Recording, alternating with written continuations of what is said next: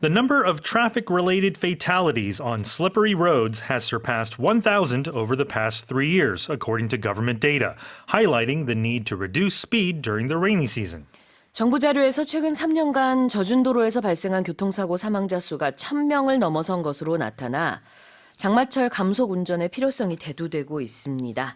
All right. Well, the rainy season has arrived in some regions, Yes. others not so, but we are definitely heading in that direction. What can you tell us? Well, perfect timing for this study to be released. The Transport Ministry looked at data from 2021 to 2023 and found that the number of traffic-related accidents on wet roads was about 2.09%. 2%. We're talking about fatalities that occurred compared to dry roads, which was about 1.3%. So that means the number of fatalities occurring during traffic accidents on wet roads are almost double or twice as likely to occur. 네. 교통사고의 비중을 보게 되면은 이제 마른 도로보다 젖은 도로에서 사고가 발생할 경우가 그로 인해서 이제 치명적으로 사망자가 나올 경우가 이제 2배 정도 많은 것으로 드러났다라는 거죠. And the timing of this study, like you said, starting Tuesday, what the Transport Ministry is planning to launch is a safety campaign, especially for truck drivers.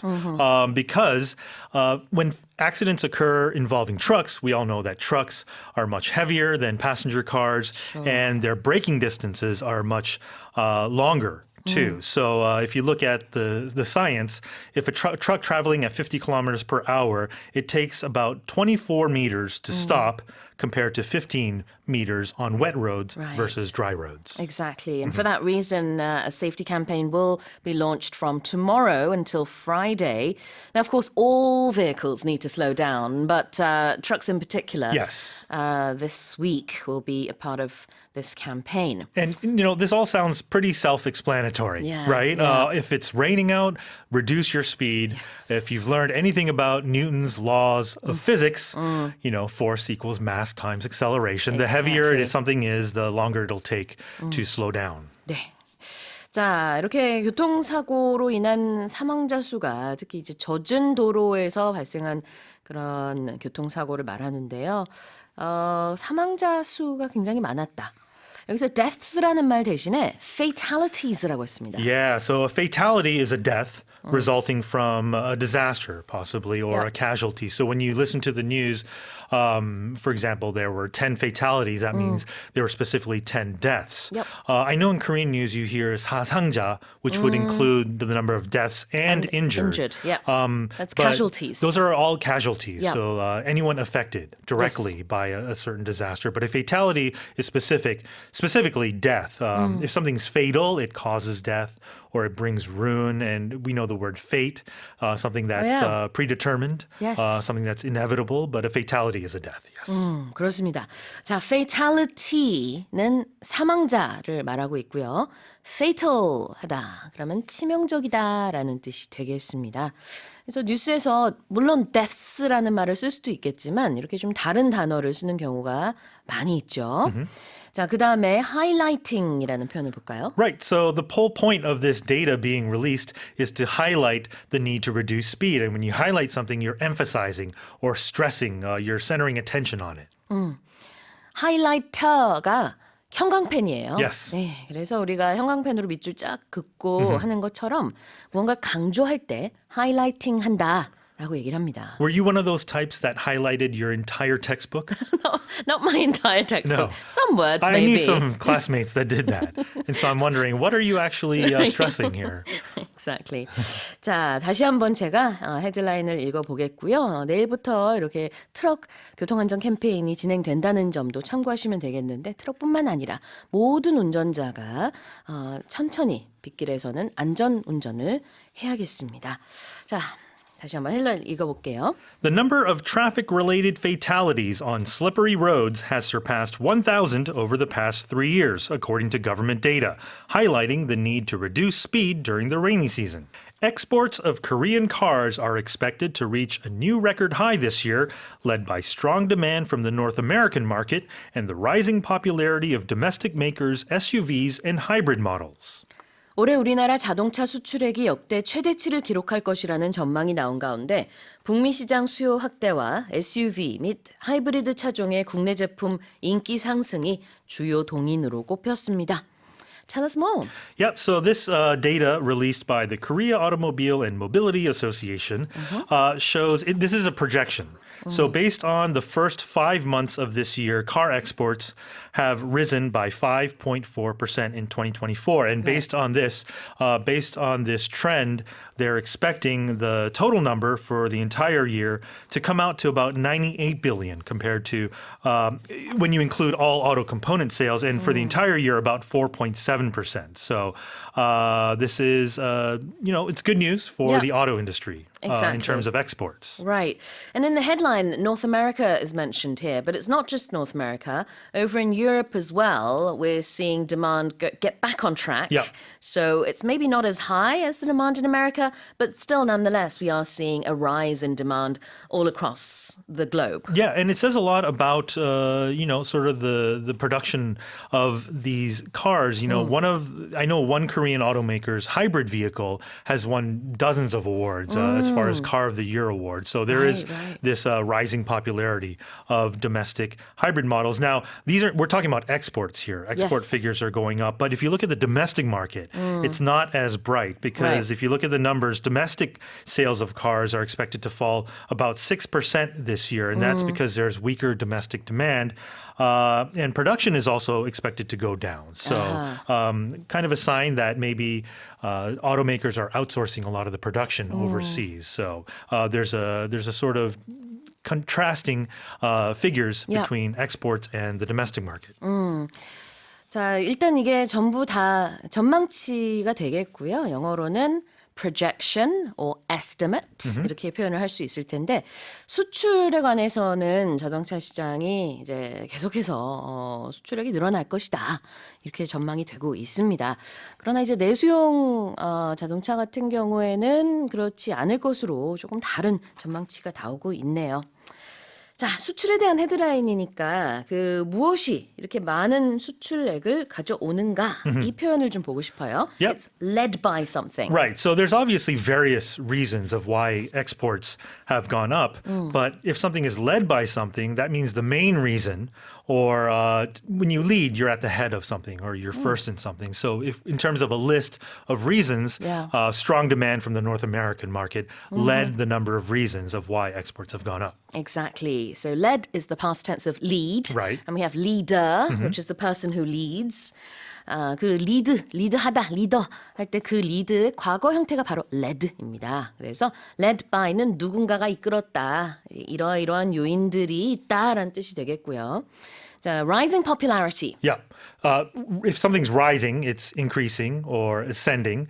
And if something's popular, it's commonly liked or approved. And like I mentioned, domestic cars are very liked and are very approved by foreign car buyers. Yeah. rising 점점 높아지고 있다. popularity 인기가 되겠습니다. 자, 다시 한번 읽어볼게요.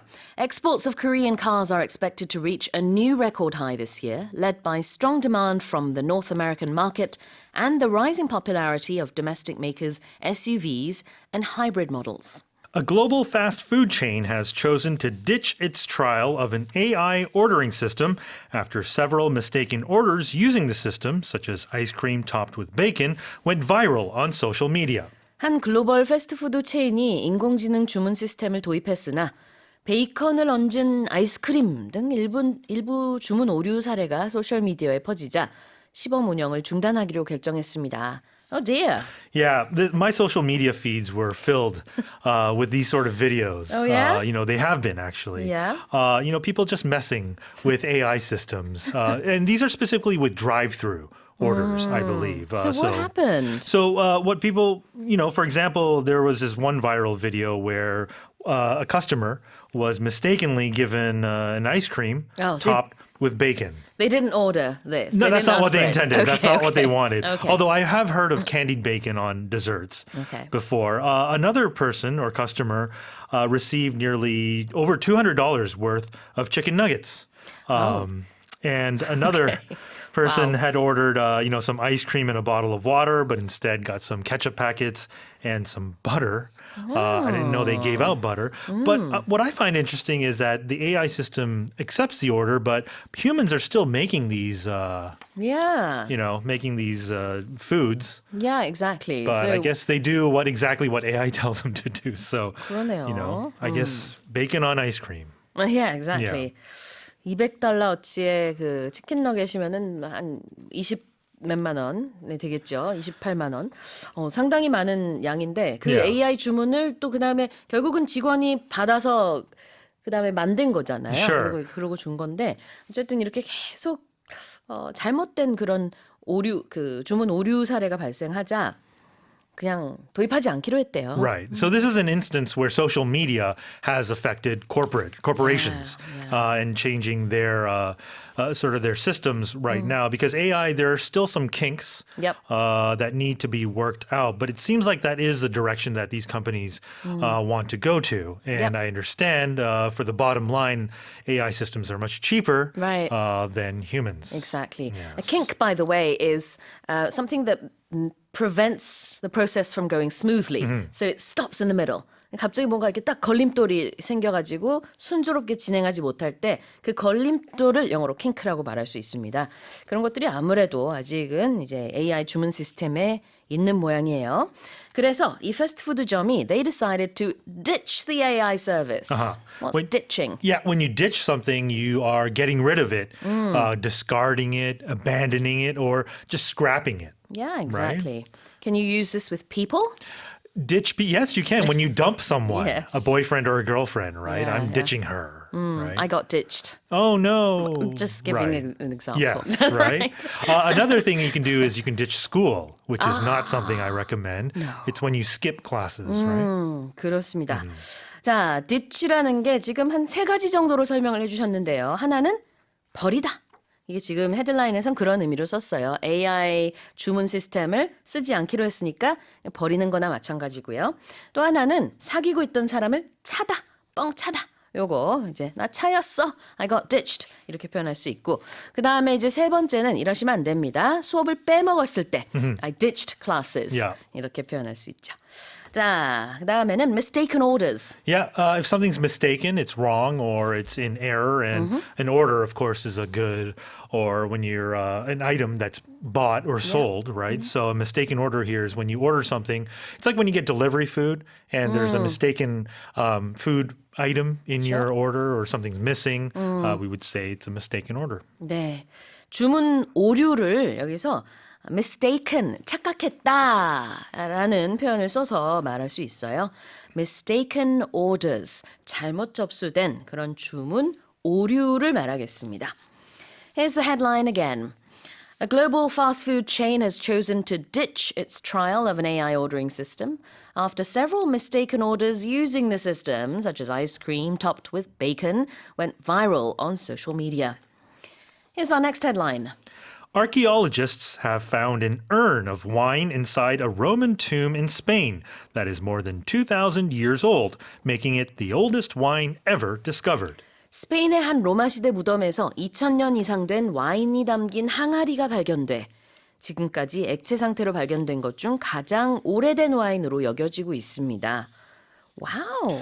Yeah, so this was published in a study in the recent Journal of Archaeological Sciences.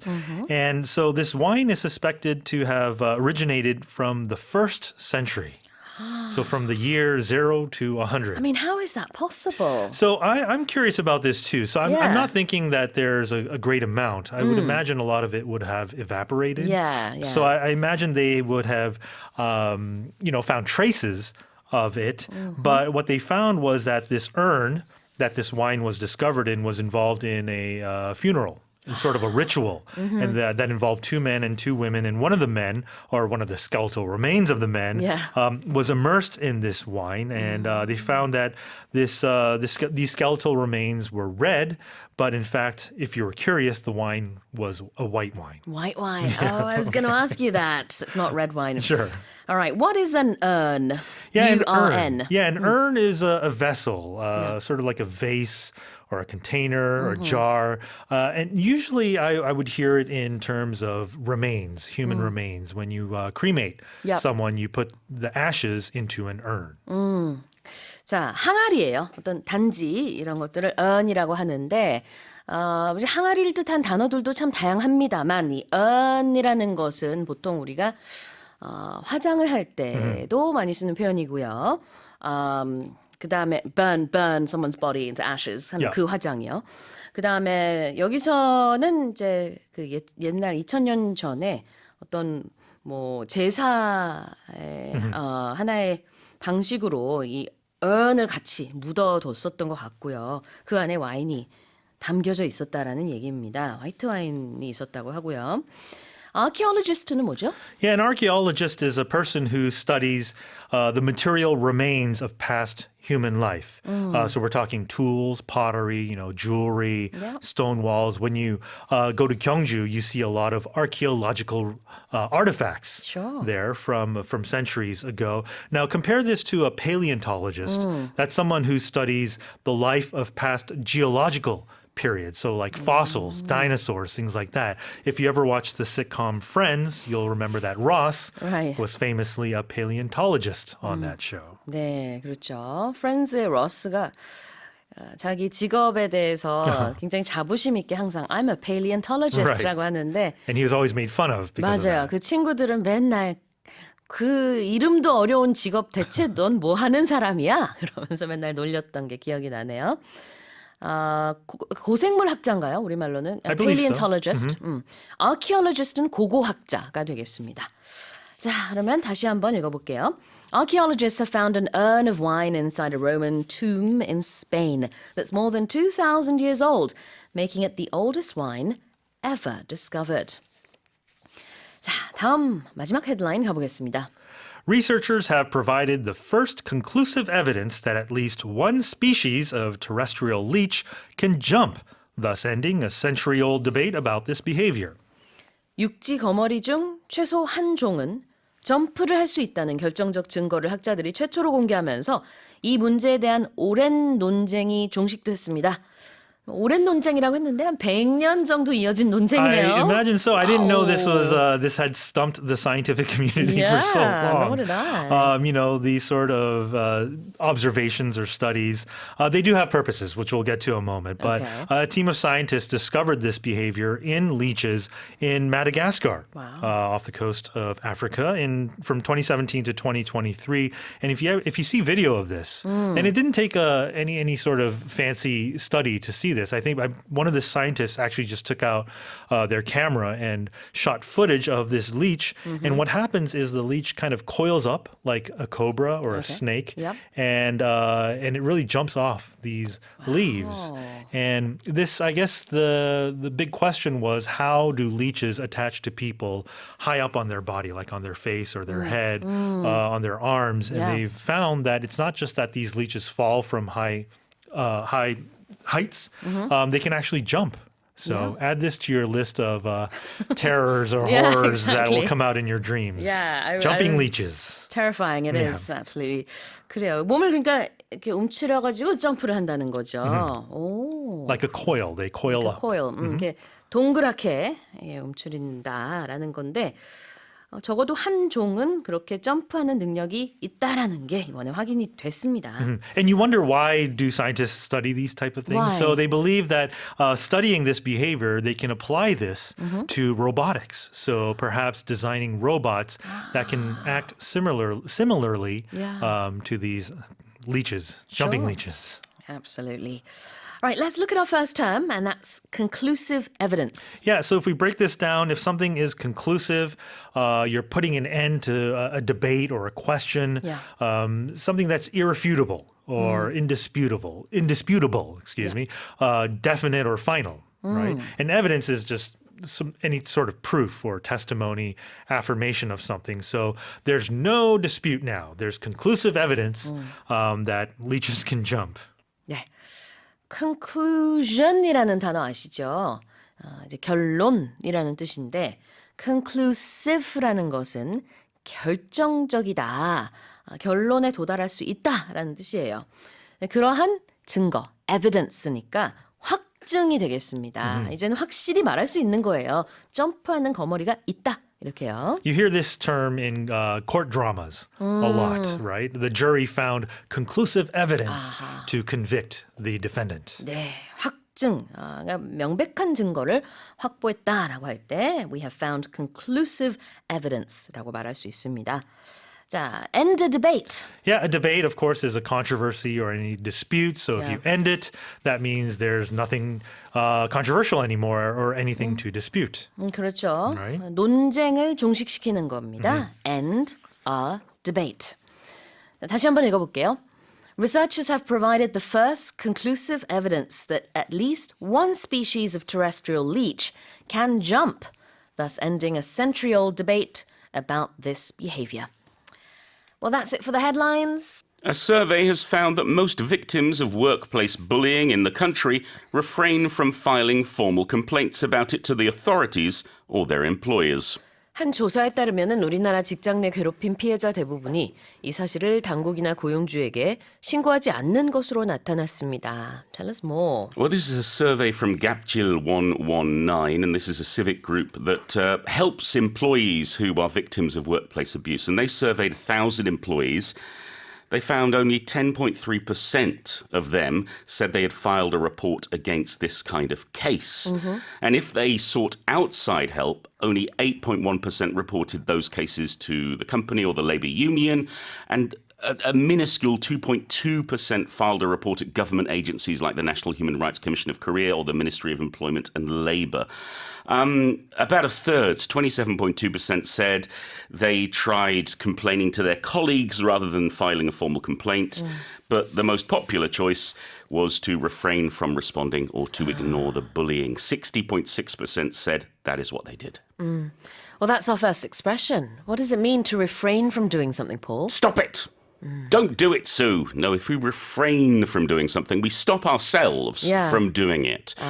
So, for example, you might refrain from eating chocolate and donuts if you're wanting to lose some weight this week. Or you might refrain from drinking coffee in the afternoon because otherwise you'll be up all night. 네, 자제하는 거를 refrain from doing something이라고 합니다. 그래서 직장 내 괴롭힘을 당하더라도 이렇게 동료나 친구에게 말을 할지언정 정식적으로 이거를 신고를 하지 않는 경우가 참 많대요. 이걸 영어로는 refrain from filing a complaint or refrain from talking about it 이렇게 얘기를 할 수 있을 텐데요. 이거 언급하는 것을 안 하는 거죠. 삼가다, 자제하다, 안 하다. refrain from ing.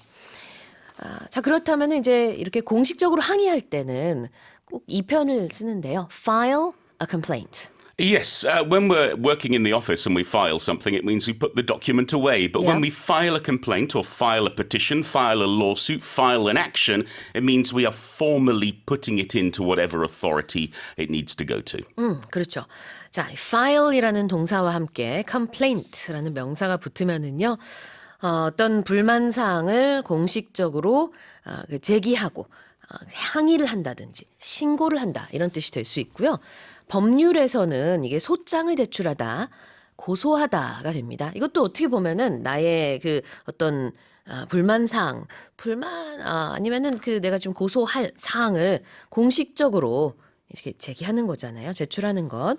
그래서 그럴 때 쓰는 표현입니다. File a complaint. 가운데 formally 들어갈 수도 있고요. 안 들어가도 같은 의미가 되겠습니다. 자, 다시 한번 읽어볼게요. A survey has found that most victims of workplace bullying in the country refrain from filing formal complaints about it to the authorities or their employers. All right. Well, let's move on to the next headline. Summers in Korea are expected to last nearly 6 months by the end of this century if greenhouse gas emissions continue at current levels, according to the Weather Agency's website. 온실가스를 현재 수준으로 계속 배출할 경우 21세기 후반에는 우리나라 여름 날씨가 거의 6개월 동안 지속될 것으로 예상된다는 기상청 시나리오가 공개됐습니다. Oh dear. I mean, 3 to 4 months already feels long enough. Yes. But 6 months. Well, I've got good news and bad news. Okay. The good news is you or I probably won't be around then. The bad news is your children or your children's children may have to suffer through these 6-month summers. We're talking about from May 2081. And the Korean Meteorological Administration's webpage is saying that Korea is going to experience an average of 169 summer days, half a year of summer. That's a 72-day increase compared to what we have nowadays. Right. And so winter will go from 107 days to just 40 days. So just over a month of winter. This is the worst possible scenario we're talking about. If we don't cut emissions, this is what is going to happen. That is what they are projecting. They're also projecting that the highest temperature in Korea would be 41.6 degrees Celsius in the summer. Oh dear. 2080년경부터 2100년 사이의 날씨를 예측을 해본 겁니다. 지금 현재의 패턴을 기반으로. 그래서 그때쯤 되면은 여름이 1년에 한 169일, 170일 정도가 여름이고 그 다음에 겨울은 40일 정도밖에 되지 않을 것이다. 현재는 100일이 넘는데요. 그래서 이렇게 여름이 상당히 길어질 거라는 그런 예측이 나오는데 물론 지금 우리가 여러 가지 변화를 취하면은 노력을 하면 그렇게 안 될 수도 있겠죠. So this is according to the KMA's official website. Yes. And this is by the end of the century. Yeah, and if we say by the end of something, we're talking about something happening at that point or before that point, until that point. So by the end of the show, Sue and I will have introduced 5 major headlines as well as 1 New York Times article. 그렇죠.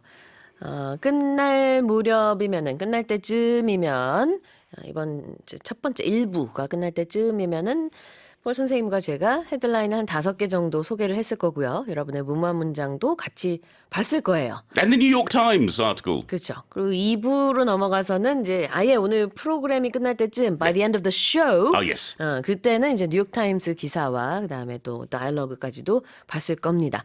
By the end of something 무엇이 끝날 때쯤, 끝날 무렵이라는 뜻이 되겠는데 이번 이제 100년이 끝날 때쯤의 날씨를 보고 있는 거죠.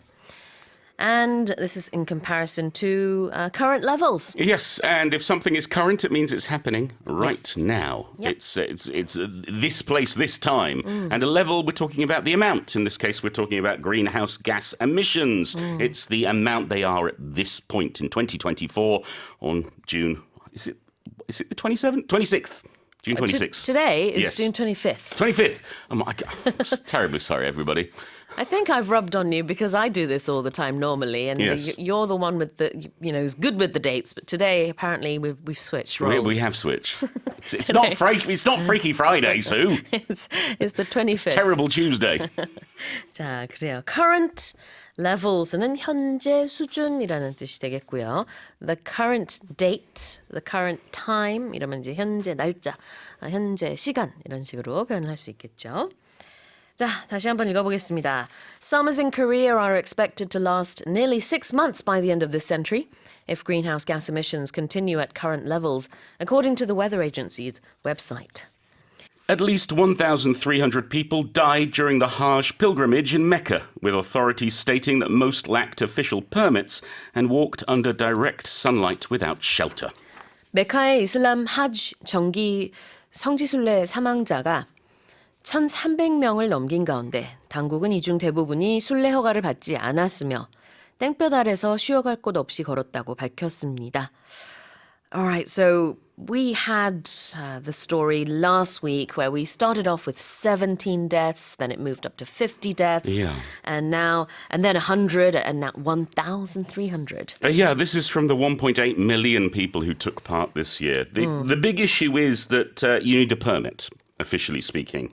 And that's given to countries on a quota system, and then you enter a lottery to see if you can win a permit.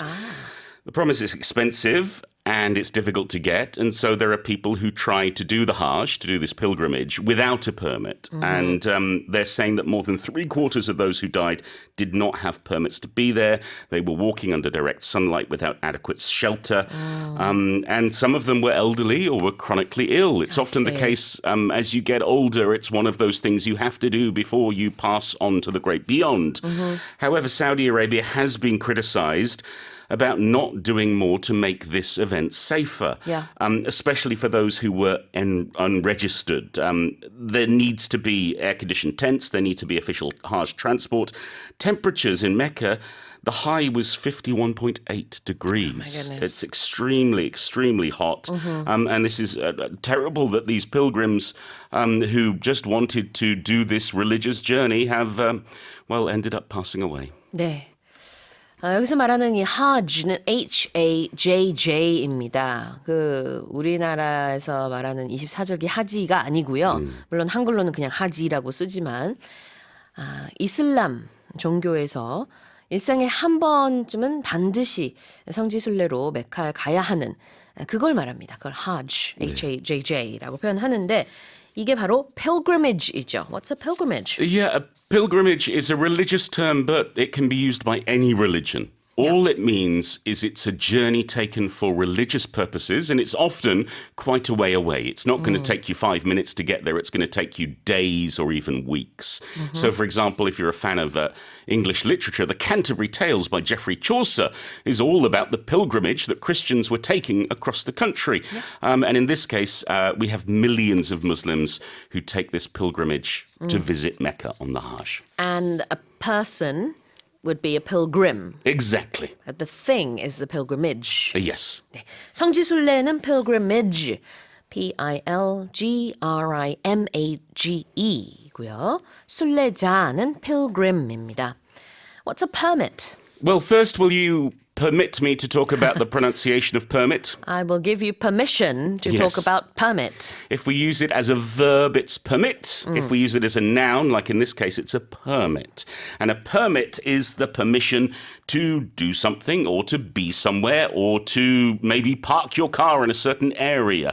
It's that document that says you can do this or you can be here. Exactly. 자, 이게 명사일 때는 허가증, 면허 이런 뜻이 되겠고요. 그다음에 동사일 때는 그런 허가를 주다가 되겠죠. 자, 그럼 다시 한번 읽어보겠습니다. At least 1,300 people died during the Hajj pilgrimage in Mecca, with authorities stating that most lacked official permits and walked under direct sunlight without shelter. Let's move on to the next headline. A woman who left school during World War II 83 years ago has finally received her master's degree in education from Stanford University at the age of 105. 제2차 세계대전 중에 대학을 떠나야 했던 한 여성이 83년 만에 105세의 나이로 스탠퍼드 대학교에서 마침내 교육학 석사학위를 받았습니다. Wow, bravo or brava to her. Yes. For doing that. Yes, brava to Virginia Hislop, or Ginger, as she's known to her friends.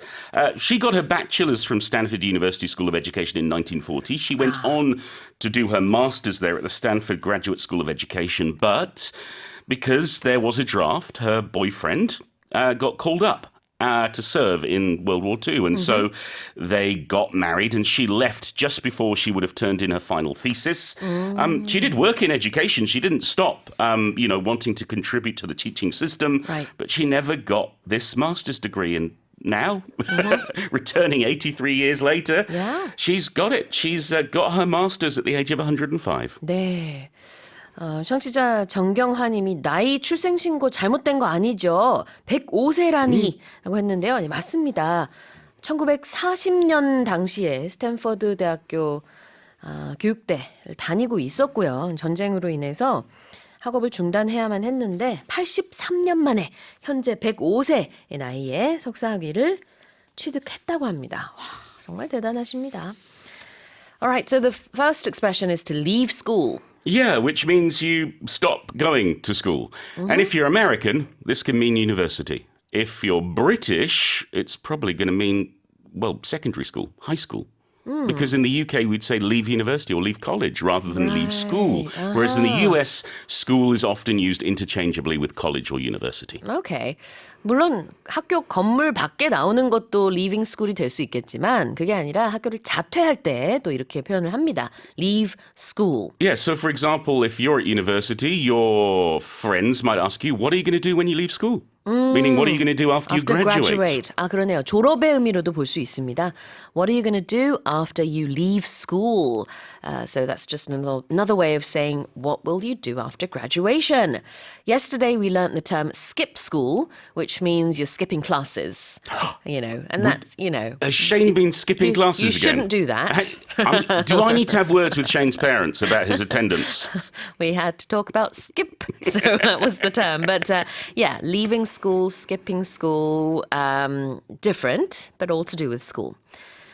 The next term also has something to do with schools, and it's a degree in something. Yeah, if you have a degree in something, that something is going to be what you were studying. Now, again, there's going to be a difference depending on the country you live in. Yes. I often get asked, what was your major at school? Yeah, it's American. And no, it can be in some universities. My father, for example, at his university, back in the 60s, there were majors as well. Okay. So it depends. But generally in the States, you have a major, you can have a minor as well. You can do a double major, meaning Yes. you're studying other things, but you have one main subject and you have a degree in maths or science or whatever it is. When I went to university, I only had one subject. That was Okay. it. So I had a Right. degree in acting. Yeah, so but you didn't say you majored in acting. You just said No, because there were no minors. There were no other subjects. Okay, interesting. So I studied acting. Now I know in Oxford and Cambridge, they Yes. normally say I read something. Yeah. So I read English, meaning I majored in English. Well, no, meaning that was the subject I took. They don't take other subjects. They only. But that was the main. No, but it's not major because major suggests that there are other subjects, Sue. Okay. Yeah, this is the tricky thing, and that's why I refuse to say I majored in acting because I didn't.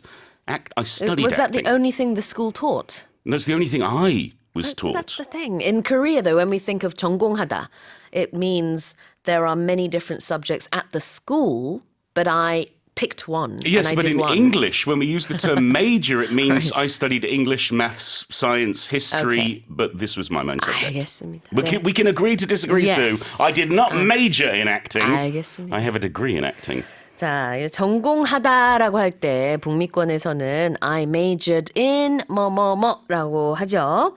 그 다음에 이 표현 나는 무엇에 이러이런 학위가 있다라고 할 땐 I have a degree in 뭐뭐뭐.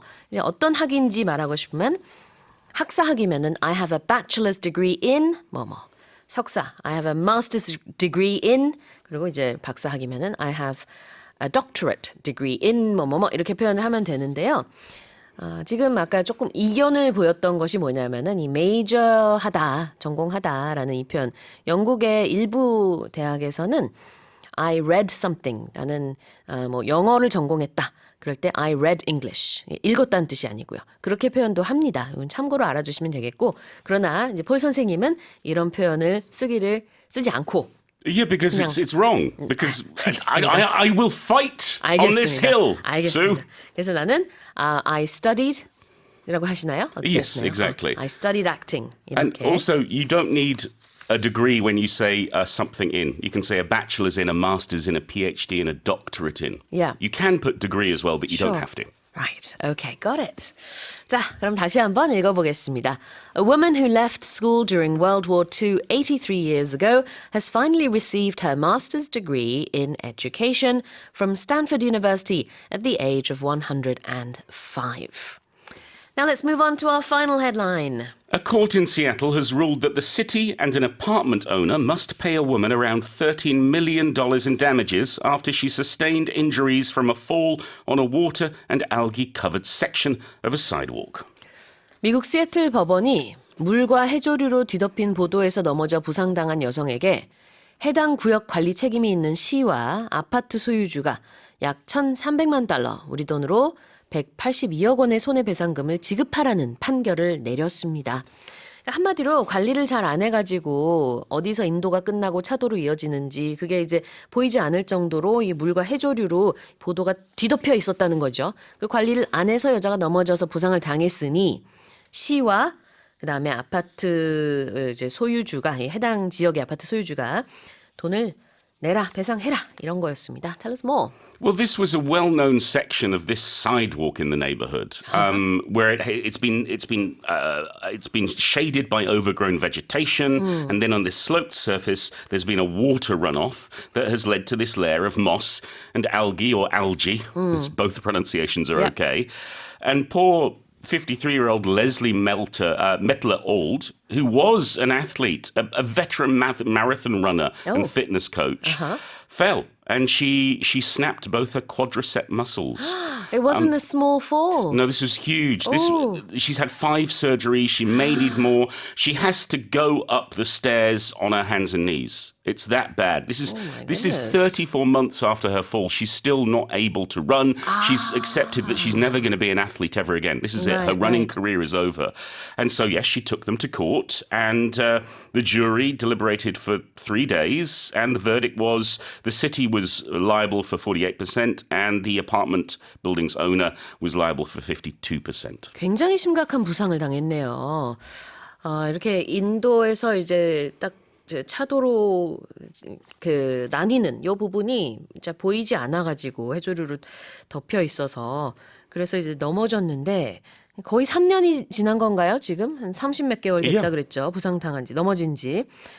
그리고 그 사이에 수술을 5차례나 받았음에도 불구하고 원래는 굉장히 건강한 그 피트니스 코치였네요. 운동도 많이 했었고 마라톤도 뛰고 그랬었는데 이제 절대로 그런 운동은 할 수 없을 정도로 굉장히 큰 부상을 당했다고 합니다. 그에 대한 배상을 시에서 그리고 또 아파트 소유주가 배상해라 이런 판결이 나온 겁니다. 자, 우리 그러면 이런 배상금 뭐라 그럴까요? Damages. Yeah. And so this is the money paid to you in a legal case or if it's settled out of court for being affected badly, usually injured, either physically or financially or emotionally. You get damages, meaning you get this amount of money to basically help you feel better, help your life get better, and to punish the person or the company involved. Yes. 자, 그래서 in damages라는 표현이 나오면은요, 배상금으로라는 뜻입니다. $13 million in damages. 배상금으로 1,300만 달러를 지급해라. 이런 ruling, 이런 판결이 나온 거고요. The person in question, sustained injuries. Yes. So if you sustain an injury, it means you get an injury. Yeah. Sustain can mean to keep going, but in this case, it doesn't mean that. We use it sustain an injury or to sustain injuries, meaning you are injured. Exactly. 부상을 입었을 때 sustain injuries라고 합니다. Get hurt, get injured 이거랑 같은 의미인데요. Sustained injuries 이렇게 표현을 합니다. 자, 다시 한번 읽어볼게요. A court in Seattle has ruled that the city and an apartment owner must pay a woman around $13 million in damages after she sustained injuries from a fall on a water and algae-covered section of a sidewalk. That's it for our headlines with Paul Matthews. The nation's total workforce declined in 2020, down by 390,000 from 2015, with the ratio of self-employed individuals on the wane and more women landing regular jobs, according to central bank data. 2020년 기준 우리나라 총 취업자 수가 2015년에 비해 39만 명 감소한 가운데 자영업자는 줄고 상용직 내 여성 비중은 늘어난 것으로 한국은행 자료에 집계됐습니다. So this data came out yesterday. Right. Tell us more. Right. So as of the end of 2020, the total number of employed workers came to 24.44 million, which was down 390,000 or about 1.6% from 24.83 1.83 million 5 years earlier. And this number includes self-employed people and those helping their family members as well. And the number of employed workers continued to stand at about 18.818 million in 2020, which was down from 18.27 million in 2015. But they say that the proportion in the overall workforce has increased to 74.4% from 73.6% over that cited period, while that for the self-employed family business workers declined to 6.26 million from 6.58 million. And the data showed that the number of male workers came to 14.9 million in 2020, which was down from 15.14 million at the end of 2015. But the number of female workers, they also did decline, but the number of regular female workers, or those working, from 9 to 7 jobs, or we compare them to, I guess, irregular or non-regular workers here, getting the benefits from, their workplace. Though that number has increased sharply to 5.3 million from 4.42 million over that same cited period. Well, you mentioned loads of different numbers there. Yeah, lots of numbers. Yeah, but overall we're looking at two different years, 2015 and 2020. 2015년 대비 2020년에는 어땠나 이거를 이제 보는 자료고요. 그게 어제 발표가 됐는데 취업자 수가 전반적으로는 줄어들었습니다. 그렇지만 이제 비율로 보게 되면은 상용직이 좀 늘어났고요. 자영업자는 줄어들었고 상용직 내에서 여성의 비중 늘었습니다. 그렇지만 전반적인 숫자는 역시 마찬가지로 좀 줄어든 모습입니다. 자, 그러면 첫 번째 표현을 볼게요. 이 줄어들었다, decreased, went down 다 되는데 it's on the wane. Yeah, so another way to talk about a decreasing figure, something that is going down, something that's on a decline, gradually decreasing. In this case, it would be quantity or numbers, but it could also be used for something that's gradually decreasing in importance or even power. Yep. And we talk about, the moon waning. Yes. Or the dollar could be waning as well. So when we talk about something becoming smaller or weaker, we can use the word wane. 네, 줄어들고 있는 것을 waning, W-A-N-I-N-G라고 하고요. 이렇게 줄어들고 있는 중이다라는 뜻으로 be on the wane, W-A-N-E라고 합니다.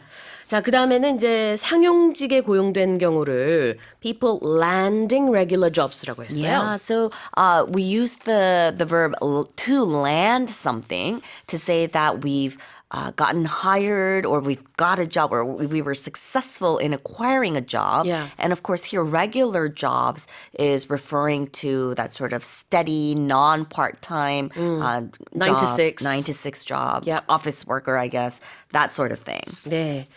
land a job라고 하면은 고용되다, 어떤 일을 얻다 이런 뜻이에요. 그래서 get a job랑 비슷한데요. land regular jobs는 상용직에 고용이 됐다는 뜻입니다. 여기서 여러 가지 이제 그 직종들을 봤는데 크게 봤을 때는 이제 regular jobs 상용직이 있고 그다음에 이제 자영업 self-employed가 있고요. 뭐 그 외에도 좀 여러 가지가 있습니다만 그래서 regular하고 뭐 can you say irregular for the self-employed? Yeah, I don't know. think I've heard them being called a lot of different things, but it usually refers to people who are on contracts. I see. Yeah, like 1-year contracts. 계약직 같은 경우는 regular가 이제 당연히 아니겠죠.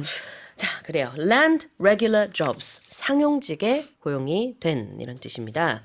자, 그러면 다시 한번 읽어보겠습니다. The nation's total workforce declined in 2020, down by 390,000 from 2015, with the ratio of self-employed individuals on the wane and more women landing regular jobs, according to central bank data. The number of households that moved from urban areas to farming and fishing villages fell for the second consecutive year in 2023, according to data compiled by Statistics Korea and the Ministry of Agriculture, Food and Rural Affairs. 통계청과 농림축산식품부가 공동 발표한 통계에 따르면 지난해 도시를 떠나 농어촌에 새로 정착한 귀농 그리고 귀여 가구가 2년 연속 감소한 것으로 나타났습니다. Now, I remember years ago when this was sort of the trend. It was a boom. Yeah, there was a huge boom of people leaving the city, going to the countryside. But taking tell up us- farming. Yeah, tell us about the latest stats. Right. So they're saying that according to data that was compiled by Statistics Korea and the ministry, the number of households moving to farming villages came at 317,464 last year, and that was down 4.4% from a year earlier. And that figure was a 12.3% decrease from 2022. So, they saw about 2 years of on-year growth, especially amid COVID-19 and soaring housing prices. So more people were, they saw this big jump in the numbers of people moving to the countryside, moving to the farming and fishing villages. But they're saying that, I guess, after, the pandemic has subsided, things have gotten a little better. More jobs are being created, especially for people in their 60s. They're, as we mentioned, landing jobs in cities. So they're saying that the numbers have been decreasing since 2022. Right. And when we have stories like this, of course, we have to not only look at the actual numbers, but the ratio. Yeah. Because overall, the population is decreasing, Of as we course. know. Right. Our first story was also about that. So the numbers are bound to go down. But what's important, I think, is how much in terms of ratio, the Yeah. percentage.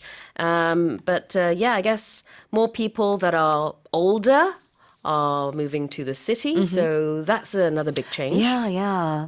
Let's have a look at our first expression. People are moving from urban areas to rural areas. Right. Less than before. That's right. So urban, rural, they're sort of opposing words, I guess. So urban areas would refer to an area that belongs to or relates to a town or city. So we're usually talking about more people living in this sort of area compared to rural areas, which we kind of describe as the countryside. 네. urban하고 rural 반대말이 되겠습니다. urban 그러면은 도시와 관련된 거고요. rural이라고 하면은 시골과 관련된 겁니다. 오늘의 이제 두 가지 표현이 이거예요. 그래서 urban areas 그럼 도시권, 뭐 도시와 관련된 그런 지역이고 rural areas 발음이 좀 쉽지 않아요. Very difficult. I still have difficulty pronouncing 네, it. 특히 우리나라에서는 어하고 L Yeah. 구별하기가 쉽지 않은데 Yeah. 다 들어가 있거든요. Yeah. rural. Rural. 네, Yeah. rural areas. 요거는 이제 지방이 되겠습니다. 자, 두 가지 표현 이렇게 봤고요. 다시 한번 읽어볼게요. The number of households that moved from urban areas to farming and fishing villages fell for the second consecutive year in 2023, according to data compiled by Statistics Korea and the Ministry of Agriculture, Food and Rural Affairs. WikiLeaks founder Julian Assange is due to plead guilty this week to violating U.S. espionage law in a deal that will end his imprisonment in Britain and allow him to return home to Australia, ending a 14-year legal odyssey. 위키lik스 창립자 줄리안 어산지가 미국 법무부와의 거래를 받아들여 이번 주 미국 간첩법 위반 혐의를 인정할 예정입니다. 이에 따라 그는 영국에서의 수감 생활을 끝내고 고국 호주로 돌아갈 수 있게 되면서 14년에 걸친 법적 여정에 종지부를 찍게 됩니다. Wow! Yeah. Finally going home. Yeah, Whoa. yeah. Okay, so tell us what happened. Okay, so the 52-year-old was charged with conspiracy to obtain and disclose national defense information. For years, the U.S. has argued that the WikiLeaks files, which disclosed information about Iraq or the Iraq and Afghanistan wars, endangered lives. So Assange spent the last 5 years in a British prison from where he was fighting extradition to the U.S. So according to a BBC partner called CBS, Assange will spend no time in U.S. custody and will receive credit for the time spent incarcerated in the UK. So he will be able to return to Australia, and this is Right. according to a letter from the Justice Department. Now, this deal, which he's going to plead guilty Yep. to, is expected to be finalized in a court in the Northern Mariana Islands on Wednesday, June 26th. The remote Pacific Islands is a U.S. Commonwealth, and it's much closer to Australia Yeah. than the U.S. federal courts in Hawaii or the continental U.S. 네, 현지 시간 수요일입니다. 그때 이제 plead guilty를 할 거예요. 유죄를 인정하는 건데요. 이 법정에서 많이 쓰는 표현이죠. plead guilty, or you can actually say I'm Not not guilty. guilty. Yeah. Yep. Yeah. 네, plead guilty, 유죄임을 인정하는 것입니다. 자, 그 다음에 legal odyssey라는 표현도 보고 싶은데요. Yeah.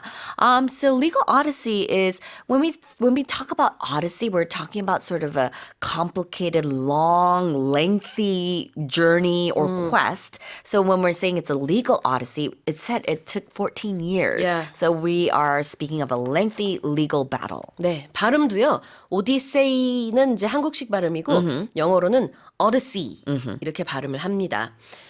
또 다른 말로는 이 상황에서 legal saga라고 Yeah, 할 수 있을 legal 것 같아요. saga. Yeah, 네, yeah. because it just took so long. So long, it was and just dragged on and on. It was very dramatic as well. You know, in the 14 years that he's been sort of in hiding, if you will, he has found a partner. He's had, I think, one or two children. Wow. So a lot has happened. It's Yeah. amazing. But nonetheless, he's going back home. Here's the headline again. WikiLeaks founder Julian Assange is due to plead guilty this week to violating US espionage law in a deal that will end his imprisonment in Britain and allow him to return home to Australia, ending a 14-year legal odyssey. Here's our next headline. Denmark will introduce a levy on farm emissions in what is set to be one of the world's first carbon taxes on agriculture, helping the Nordic country reach its 2030 climate target. 네, 덴마크가 농장 탄소 배출에 세금을 부과할 예정입니다. 세계 최초로 농업에 탄소세를 매기는 사례가 될 이번 조치로 덴마크는 2030년 기후 목표 달성을 도모한다는 계획입니다. Alright, so this is a first. Yeah, it's a first. So farmers are going to be taxed 300 Danish kroner, which is about 40,000 Korean won per ton of CO2 equivalent emitted from 2030. And this is according to the Danish government on Monday. 자, 덴마크에서 이렇게 농업에다가 탄소세를 부과한다는 거가 이제 잘 생각해 보면은 농장에서 어떤 탄소가 배출이 될까? 제일 많이 생각할 수 있는 거는 소에서 배출되는 탄소겠죠. 입에서 트림을 할 때, Yeah. 그다음에 이제 뒤에서 The other end, yeah. 방귀를 낄 때도 역시 마찬가지로 탄소가 이렇게 나온다고 합니다. Right. 그래서 어떤 기사들은 보면은 덴마크 뭐 방귀세 뭐 이런 식으로 좀 재미있게 표현한 그 기사들도 있더라고요. Yeah, and it's not going to end there because they say that 5 years later they're going to raise the taxes to 750 Danish kroner, Right. which is about a little over $100 Sure. per million tons of carbon dioxide emitted. Although farmers will benefit from higher tax deductions, Right. they are saying that farmers are voicing concern that the ambitious climate goals would force them to reduce production and close farms. And we know that Denmark is a major dairy exporter. Yes. So I think all eyes are on whether this country becomes the first in the Sure. world to levy this sort of emission tax because they tried to do this in New Zealand and apparently faced some opposition, so they had to push it back. 그렇군요. 뉴질랜드에서도 이런 이제 농장 탄소 배출 세금을 부과하려고 했었지만 그때 당시에는 너무나 반대가 커서 시행하지 못했다고 합니다. 근데 덴마크는 시행을 이제 한다라고 하고요. 이렇게 세금을 부과할 때 쓰는 동사는 levy, Yep.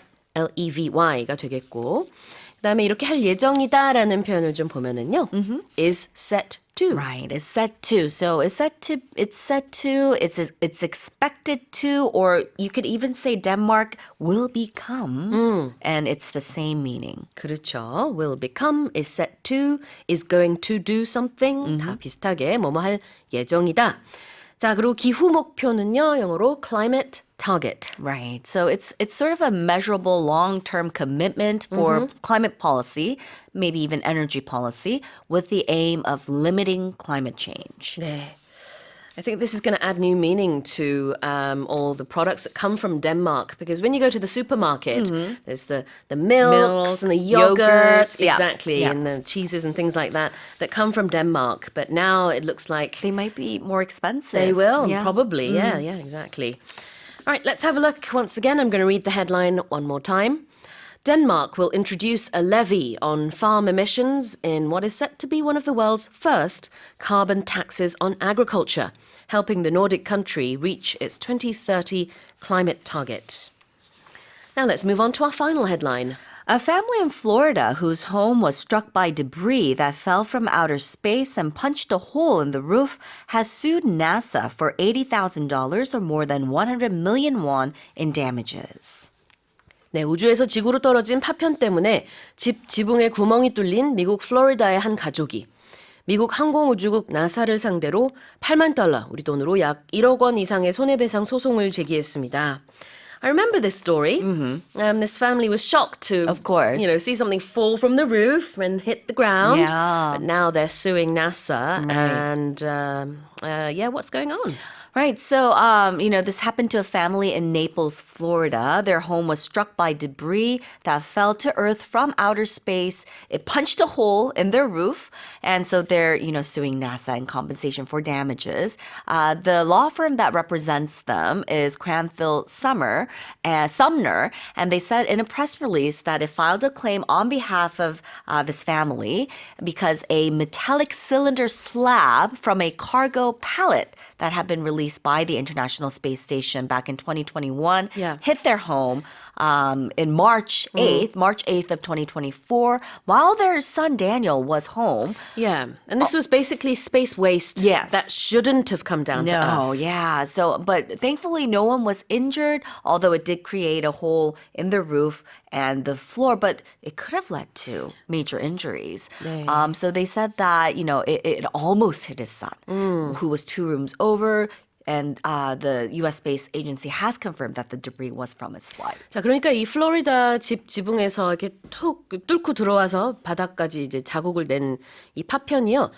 쉽게 말하면 우주 쓰레기예요. 예, 우주 파편이 원래는 대기 중에 다 분해가 돼서 사라진다고 합니다. 그런데 웬일인지 이게 그나마 조금 온전한 상태로 뭐 크진 않았지만 그래도 굉장히 빠른 속도로 내려와서 집을 이렇게 뚫고 들어온 거죠. Yeah. 그때 당시 집에 어린 아들도 있고 그랬었는데 그래서 이제 나사를 상대로 이제 소송을 건 겁니다.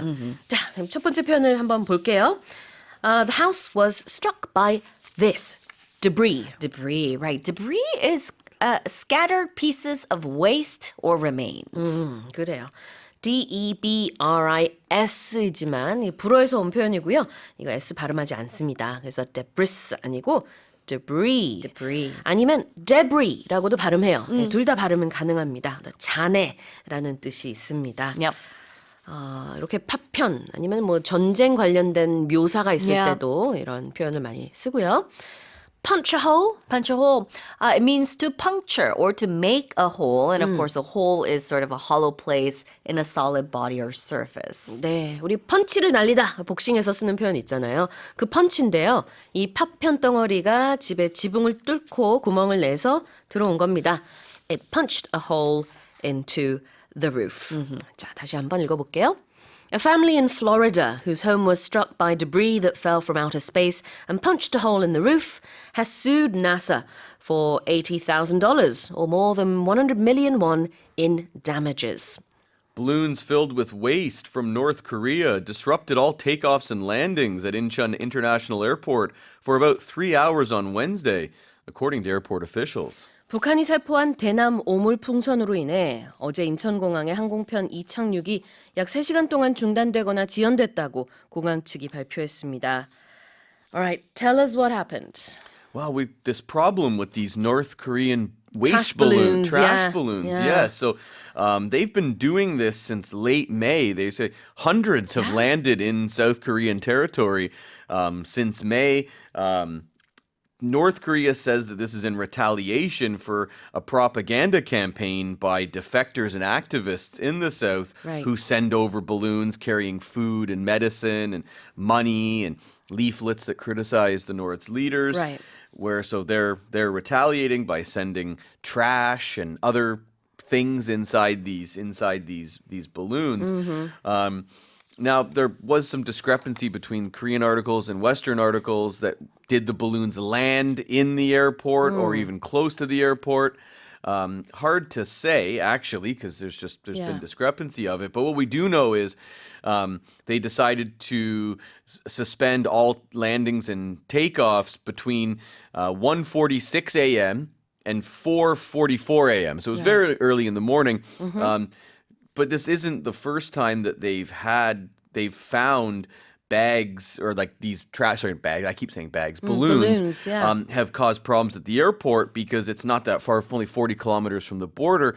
And the big worry is if one of these balloons were to get sucked into an airplane's engine. Yeah, exactly. That's the worry. Whether Yeah. wherever the balloons land doesn't matter as much as if they're in the air and possibly could get sucked into an engine. Exactly. And as all of our listeners in Korea will know, Incheon is not that far away from No. North Korea. And so we've been seeing balloons spotted in Gyeonggi, in parts of Seoul as well. No further down than that, but nonetheless, there are many concerns being raised here. And this airport had to temporarily shut down in a way. So let's have a look at this, disrupting flights and operations. If you disrupt anything, you prevent something from happening as planned or as usual. So obviously at an airport, airplanes are meant to land and take off. They prevented that from happening. It's like we'll use that. Teachers use that a lot. If kids are talking in class, they're causing a disruption. They're disrupting the class. 저 방해하는 거를 disrupting이라고 합니다. 지장을 주다 이런 뜻인데요. 공항에 이제 여러 이착륙에 있어서 그 차질을 빚었기 때문에 그렇게 disrupt라는 표현으로 쓸 수 있습니다. And I don't know if I said earlier on that Incheon was close to Korea. I meant to say Incheon is close to North Korea. Yes. Is what I was. I think that's what you said. I thought think that's what I said. Yes. Yes. All right. And we're looking at takeoffs and landings. Takeoffs. Takeoffs, when you depart, when the airplane leaves the ground, Yeah. it takes off. Obviously, when it comes back to the ground, it lands. And you'll hear that, all airlines will say it in English too. Yeah. Prepare for takeoff, prepare for landing. Exactly. Takeoff, landing, 이륙과 착륙입니다. 우리는 그냥 한 단어로 이렇게 이착륙이라고 할 수 있지만 영어로는 여전히 따로따로 takeoffs and landings 이렇게 표현을 해야 합니다. 자, 다시 한번 읽어볼게요. Balloons filled with waste from North Korea disrupted all takeoffs and landings at Incheon International Airport for about 3 hours on Wednesday, according to airport officials. Let's move on to the next headline. The number of Koreans who relocated to different regions in the country rose for the second consecutive month in May, likely due to an increase in housing sales in March and April. 지난달 국내에서 거주지를 옮긴 이동 인구 숫자가 2달 연속 증가했습니다. 이는 3월과 4월 주택 매매량이 증가한 영향으로 보입니다. All right, tell us more. So around 498,000 people moved last month. They changed their residences. And this is up just 0.1% from a year earlier, but still shows an increase. The number fell for the first time in 6 months in March, actually, but then rebounded quickly to log a 17% year-over-year growth in April. So this shows signs of recovery in the local property market. Yeah. We're talking about people relocating to either different provinces, different cities, and things like that. But as you said, there's been quite a lot of buying and selling of homes in the past couple of months. And I guess that's why people are moving out of the city or maybe moving to a different city and things Yeah, like that. usually when we hear relocate, you think it's somewhere. It's not like usually in not next- not the next next door. Like neighborhood, technically, yeah, the yeah. definition is just to move. Yeah, but yeah. it's normally not used that way. You normally relocate. You move to somewhere a different far city or a away. different country, even right. So by region. In Korea, Seoul saw a net outflow of 5,880 people in May. Gyeonggi and Incheon saw inflows, actually. Yeah. So Gyeonggi saw an inflow of over 6,200. Incheon saw a net inflow of about 1,400 people. So we're seeing people are leaving the capital Yeah. and moving either to Gyeonggi. Well, we don't know for sure if that's where they're Right. going, but we can... Yep. Obviously, some of those people that have left Seoul went to those places as well. Exactly. And there's been a lot of projections about what the population's going to be like in the next couple of decades. And in a lot of these recent projections, they've been saying almost all cities and provinces will see a decrease in population, but Incheon and Gyeonggi will likely see an increase. Because, as you said, people in Seoul are quite likely to move to the suburbs. Not the suburbs, yeah, but just not too far away yeah, exactly. from where where they've lived most of their life Yeah. or where they're from. Yeah, which is what I did too. Sure. I lived Yeah, in yeah. Seoul. Now I live in Gyeonggi. Right, exactly. So you're an example of this, right? Yes. Is it a good decision? Yeah, I think so. Okay. But I mean, I still love Seoul. Right. Let's look at relocate. I have to move to a new place. And as I mentioned, it's often a new city or a new country. One example that I have, so sports teams sometimes relocate. That happens. And it's just happened in professional hockey. There's a team that was in Arizona, which is not really a hotbed for ice hockey, as you can imagine. Right. So the team has relocated from Arizona to Utah. So when you're talking about where you can relocate to a place from another place. So well, you'll hear that a lot, right? The company relocated from Manhattan to Connecticut, for 네. example.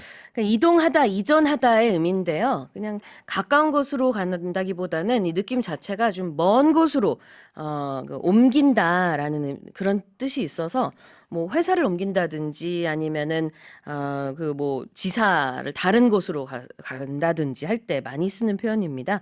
이 경우에는 물론 이제 이동한다라는 의미로 썼고요.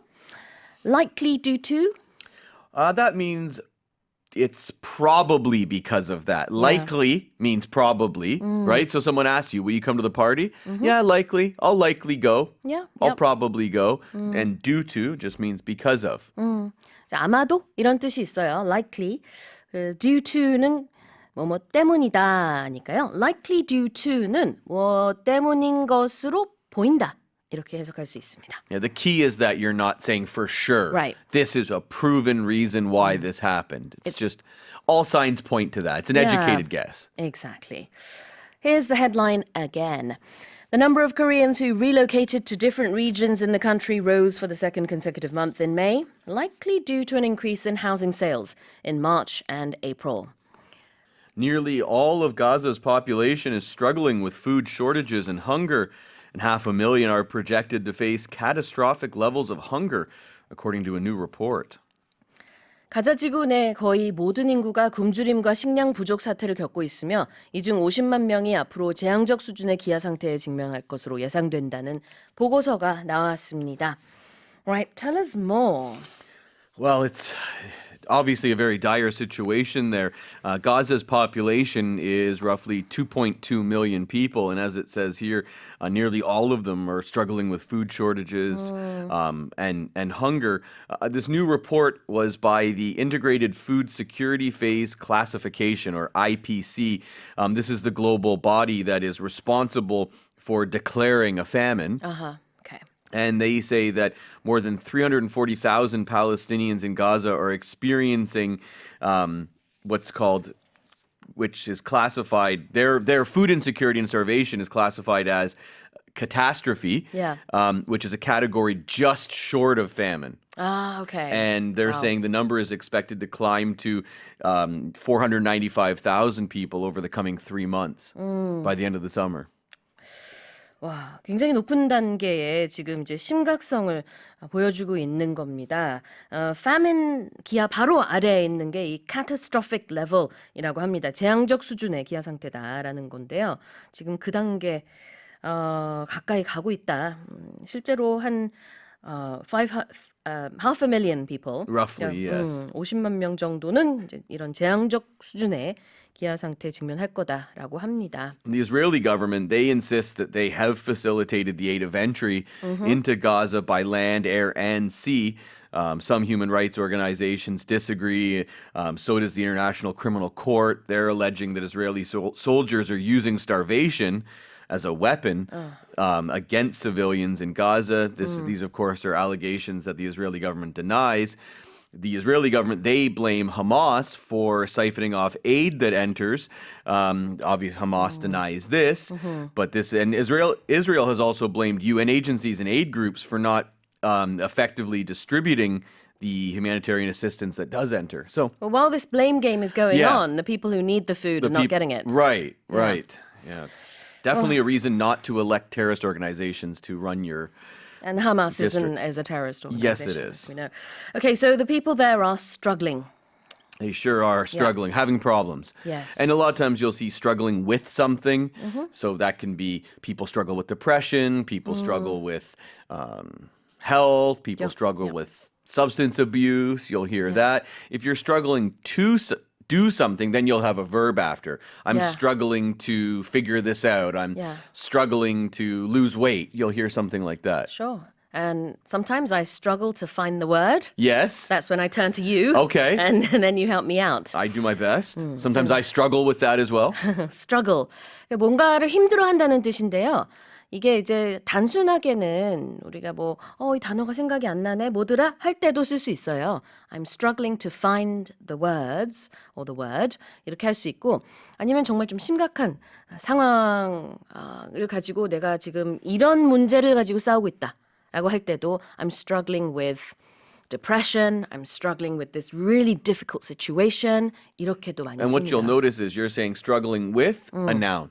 You struggle to, you have a verb yes, next. yes, that's right. 그러네요. Struggle to 동사, struggle with 명사 이렇게 씁니다. 여기서는 people in Gaza are struggling with food shortages. 지금 이제 식량 부족 사태라는 이 문제를 가지고 그것과 싸우고 맞서 싸우고 힘들어하는 거죠. 굉장히 고생을 하고 있다는 뜻입니다.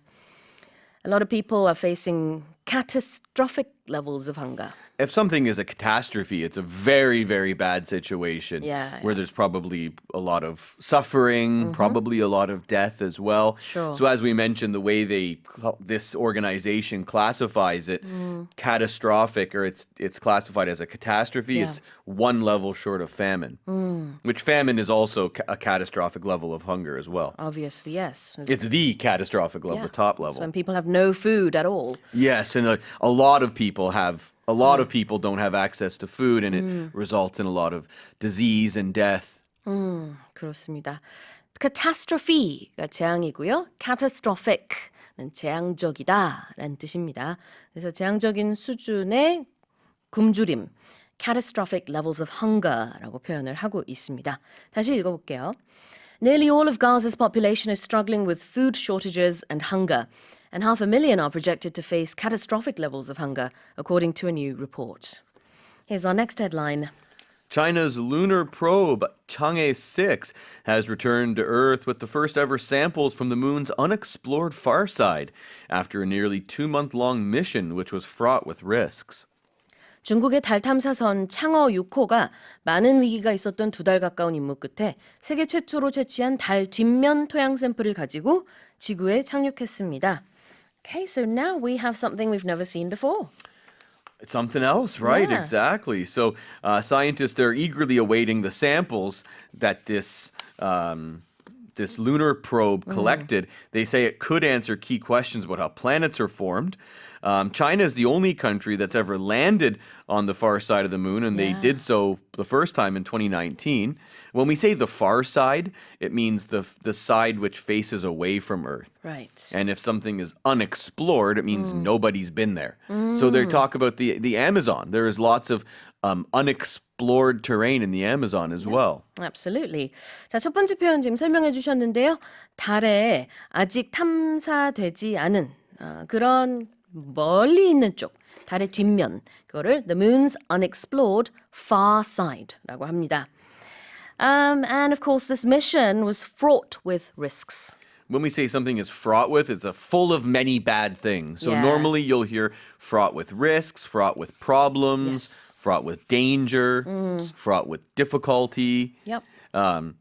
My example sentence that I'll say it now. Yeah, sure. This is absolutely a true story.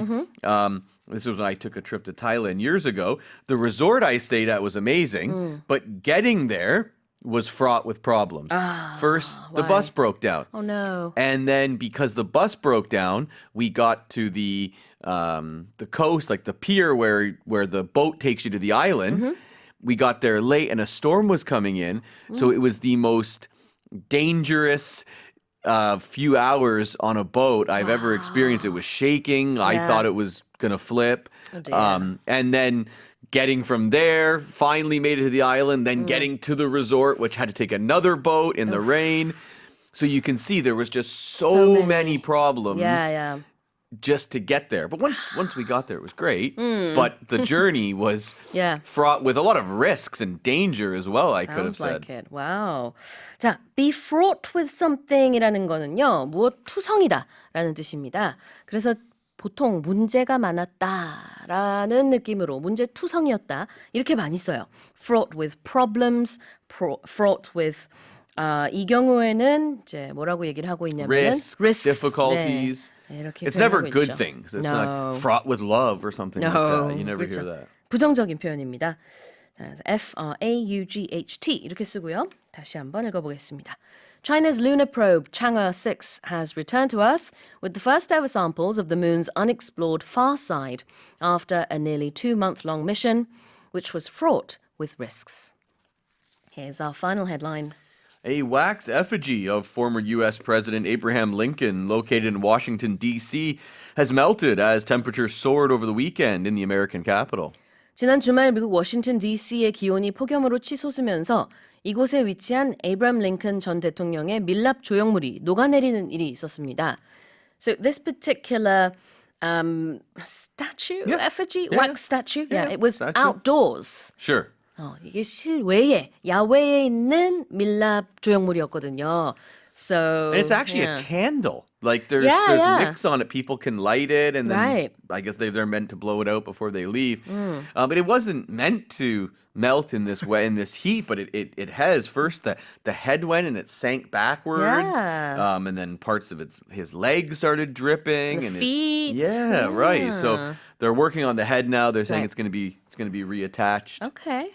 이번 주 내로 지금 이제 머리 부분이 다 녹아내렸는데 다시 이제 만들어서 부착한다고 합니다. 근데 아무래도 이제 왁스로 만들었다 보니까 원래 초 역할을 하기도 하고요.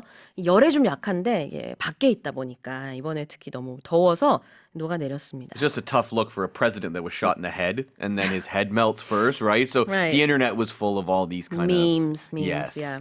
All right. I'm not trying to make light of it. No. Right. Effigy is the first expression here. So an effigy is like a statue or a carving of a famous person. I work in Gwangamun a lot, and you can see effigies there Yeah. to Sejong Daewang Yep. and 이순신? yes, right there. I was Yes. name was on the tip of my tongue. Yeah. But those are effigies. 그렇죠. 초상 그런 거를 이제 effigy라고 합니다. 여기서 말하는 거는 뭐 그 에이브럼 링컨의 그 조형물을 말하는 거겠죠.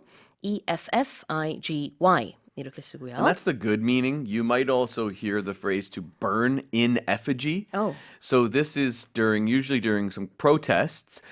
Protesters will make very rough little like models of like usually you'll see this in, countries. Say they're protesting against the American military or something. They'll make like a dummy and then they'll have like a printed picture of the president's face, Right. and they'll put it on the dummy and then burn it, yeah. So that's called burning in effigy. It's like a way to show protest to somebody, to some figure. It's usually a politician. 네. 그러니까 이거는 뭐냐면은요. 그 미워하는 사람 내지는 뭐 반대하는 마음이 있는 그 상대를 가지고 조형물을 하나 만들어 가지고요. 뭐 아무래도 뭐 돌로 만들진 않겠죠. 태울 수 있는 정도의 그런 머티리얼로 조형물을 만들어서 시위할 때 다른 나라에서 이러는 모습들을 볼 수 있는데 일부러 만드는 겁니다. 그리고 이제 태우는 거예요. 사람들 보라고.